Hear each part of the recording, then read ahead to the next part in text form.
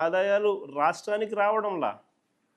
రాష్ట్రానికి సంబంధించిన ఆదాయాలు పక్కదో పట్టి చంద్రబాబు నాయుడు గారి జూబిలీకింత, ఆయనకు సంబంధించిన ఎమ్మెల్యేలకింత, ఆయనకు సంబంధించిన బెనామీలకింత అందరూ పంచుకుంటా ఉన్నారు.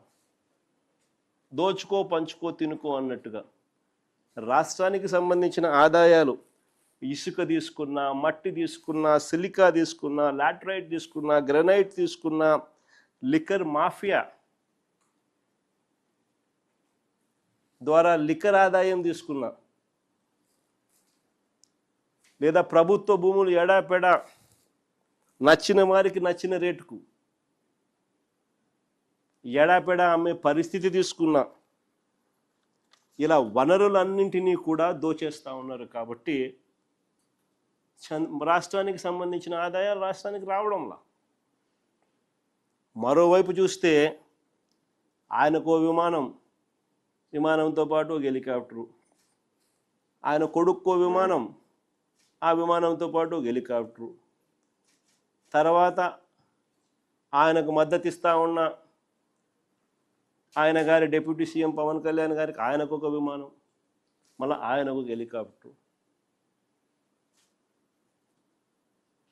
అందరూ గాల్లోనే. ముఖ్యమంత్రి గారు కొడుకు ఒక పూట విజయవాడలో ఉంటే మరో పూట హైదరాబాద్లో ఉంటాడు. ఇంకో పూట ఈ కొడుకు క్రికెట్ మ్యాచ్ కోసం పక్క దేశం వెళ్ళి కొలంబోలో మ్యాచ్ చూస్తాడు రాత్రికి. మరుసటి రోజు ఉదయం మళ్ళీ విజయవాడలో ఉంటాడు. మళ్ళీ ఆ సాయంత్రం విజయవాడ నుంచి ఢిల్లీకి పోతాడు. అంతే, ప్రైవేట్ విమానాలే. దేశంలో బాధ్యతాయుతమైన పదవుల్లో ఉన్న వాళ్ళు ఇలా జల్సాలు చేసిన సంబరాలు ఎక్కడైనా ఉన్నాయా? కొలంబోలో మ్యాచ్ ఆడుతా అంటే ఈయనకేం స్వామి, నాకు అర్థం కాదన్నా. ప్రైవేట్ ఫ్లైట్లో కొలంబోకు పోయి మ్యాచ్ చూస్తాడు. ఈ టీవీ చూస్తే కనపడదా మ్యాచ్?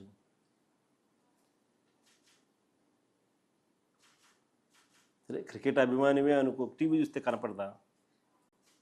నేను కూడా నిన్న టీవీలోనే చూసిన మ్యాచ్.